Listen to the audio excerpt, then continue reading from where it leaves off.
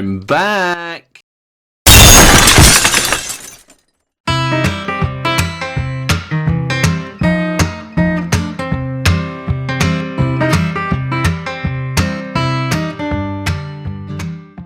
Welcome back to the Primal Lifestyle. I know I've been away from the channel for a while, but that's because of a combination of work, study and play. I plan to get back to a regular update, and most likely once a week, and I will do my best to post on a Friday or thereabouts. This video is about something I get a lot of requests about, a Carnivore 101. So whether you're a seasoned meat lover who's hit a roadblock or just curious about the all meat lifestyle, this video is your go-to guide. We'll break down what it is, how it works, how it gets started. We'll tackle some of the big myths about insulin, gut health and saturated fat, all backed by real science, recent studies, and of course delivered with a smile and maybe a steak pun or two. Let's get primal. So before we get started, here's a quick word from our fake sponsor. Want to make a difference in the world? Eat more ultra-processed foods. Every sugary snack funds life-saving yachts for Big Pharma's elite. Why fix your diet when you can just pop another pill? Your poor choices keep their R&D thriving. Well done. I used to eat healthy, but then I realized, who else is going to pay for their private jets? So do the right thing and pop a pill. Ultra-processed, ultra-profitable, ultra-important. First up, what exactly is the carnivore diet? It's pretty simple. You eat animal-based foods.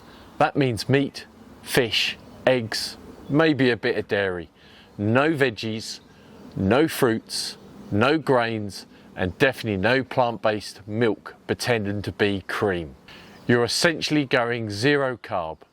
Your body switches from burning sugar or glucose to burning fat ketones. You enter a state as what is called ketosis. I can't even say the word. So yes, it's like keto, but it's without the training wheels. Though there was a study in 2021 of over 2,000 people following the carnivore diet for at least 6 months, found that 95% reported improvements in health and energy. If you look at many of the interviews that I've done on this channel, you'll see many real life stories confirming these findings. It's no fad. So now let's get into the nitty gritty. Starting carnivore isn't hard, but your body might throw a wobble in the first week, maybe two. That's the so-called keto flu. You're likely to get headaches, tiredness, and maybe some mood swings. It's your body adjusting. I do apologise for any background noise. Donald the dog is with me and he's decided to nail big holes right in front of me, little bugger.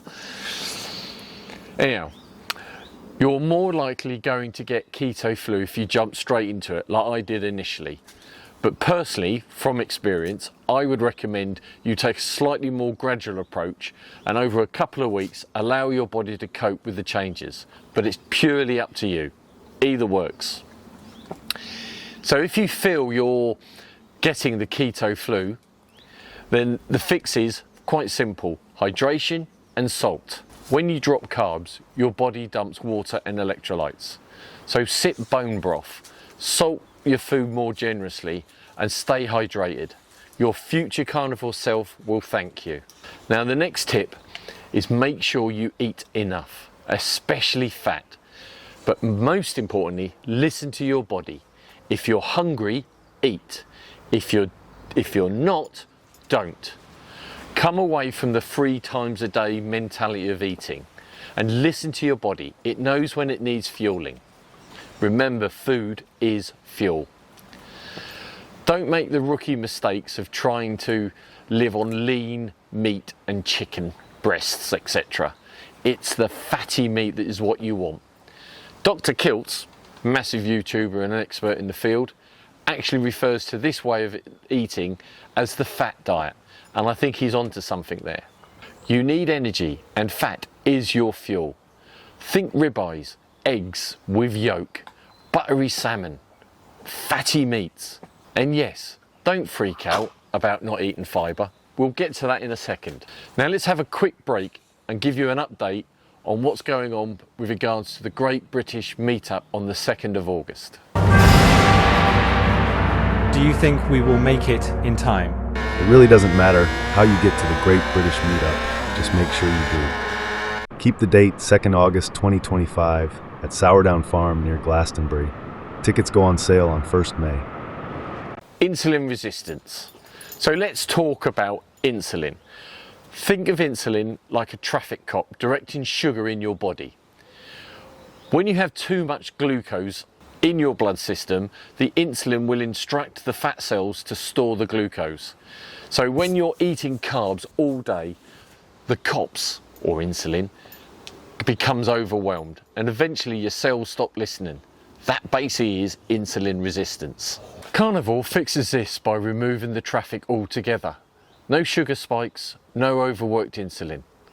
Multiple studies between 2020 and 2023 have showed that low carb, high fat diets can improve insulin sensitivity even in type 2 diabetics.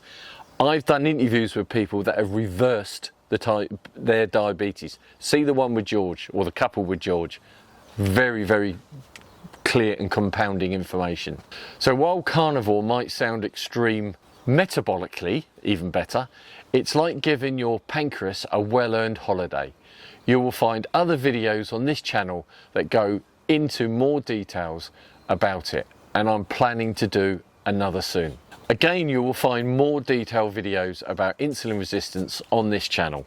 Done plenty on it. So let's get on to about gut health. And do you really need fibre? Well, what is fibre? Fibre is something that the body can't actually absorb. So why eat it? Won't you be constipated forever, is the regular question you get. Actually, no. It turns out many people's gut issues improve on carnivore, less bloating, better digestion, regular movements. It's the fat is what you need.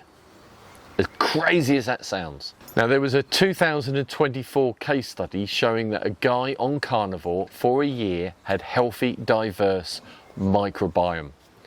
Your gut bugs adapt, and short-chain fatty acids like butyrate and ketones like beta-hydrobutyrate, I think I got that right, can fill in the gaps needed. So if you're worried about the toilet, relax. Remember, carnivore poops might be smaller, but they still show up. The body will absorb 95% of what you are eating. Therefore, reducing the waste output. Efficient digestion is the name of the game. I am going to do more videos on this subject. You are aware that the body can't digest fibre, but we will cover that in another up and coming video. So saturated fats and cholesterol. Now let's burst the biggest myth of them all. Isn't all meat and fat going to kill your heart? Spoiler alert. Recent science says otherwise. In 2020's review in the Journal of the American College of Cardiology found no clear links between saturated fats and heart disease. Even better, they notice a potential lower risk of strokes. Yes, LDL cholesterol might go up, but HDL goes up too. But more importantly, the triglycerides go down, and LDL particles are larger and fluffier, which is the good kind. Bottom line, if your blood sugar, blood pressure and inflammation are improving, which the carnivore diet will bring, you're on the right track. So that's the Carnivore Diet 101 in a summary. I will go into more detail areas in other videos, but I just wanted to get back on the bike of doing some of these videos. So all meat, all the time, with results to match. So if you've liked this video, please subscribe and drop any comments you would like to ask, because I'm all about helping. I always respond to any question. So if you're just getting started, please don't be frightened to ask. I'm happy to do much more myth busting, deep dives and carnivore stories coming soon. Until next time, stay curious, stay open-minded, and of course, stay primal.